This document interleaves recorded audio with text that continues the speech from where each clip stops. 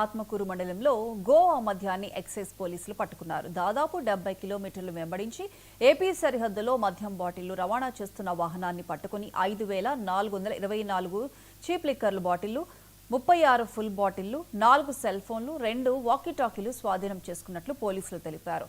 ప్రొద్దుటూరుకు చెందిన వీరేంద్ర, వెంకటేశ్వరను పోలీసులు అరెస్ట్ చేసి విచారిస్తున్నారు.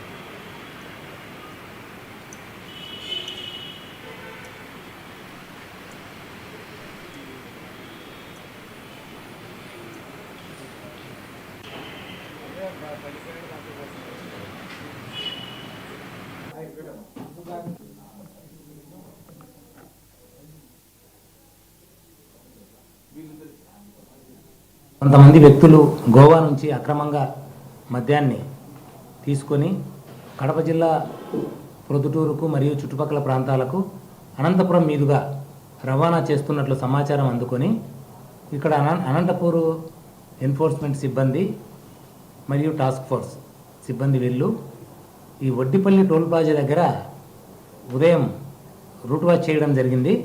ఆ సందర్భంలో 2 కార్లు, ఒక స్విఫ్ట్ డిజైర్, ఒక ఇన్నోవా కారు అనుమానాస్పదంగా అక్కడికి రావడం గమనించినటువంటి అధికారులు వాటిని ఆపడానికి ప్రయత్నించడము ప్లస్ ఆ స్విఫ్ట్ డిజైర్ కారును ఆపడం జరిగింది. స్విఫ్ట్ డిజైర్ కారులో కొన్ని మద్యం బాక్సులు కనపడ్డవి.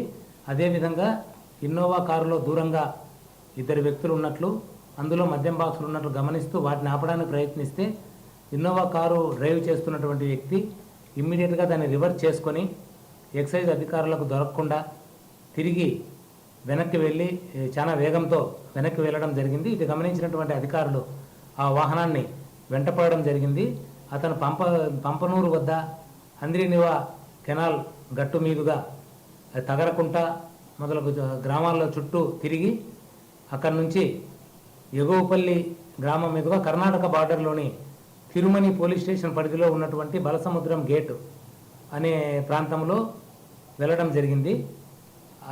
అదేవిధంగా ఆ వాహనాన్ని చేజ్ చేస్తూ వెళ్ళినటువంటి ఎక్సైజ్ అధికారులను అతను రాడ్ తీసుకొని బెదిరించడం కూడా జరిగింది. ఆ ఇన్నోవాలో ఉన్నటువంటి వ్యక్తి దాన్ని ఇమ్మీడియట్గా ఆపి దాన్ని చెక్ చేయగా అందులో సుమారు 103 బాక్సుల లిక్కరు అక్రమ మద్యం గోవాకు సంబంధించినటువంటి దాంట్లో ఉంది. 2 వ్యక్తులు ఉన్నారు. వాళ్ళను ఆధీనం చేసుకున్న తర్వాత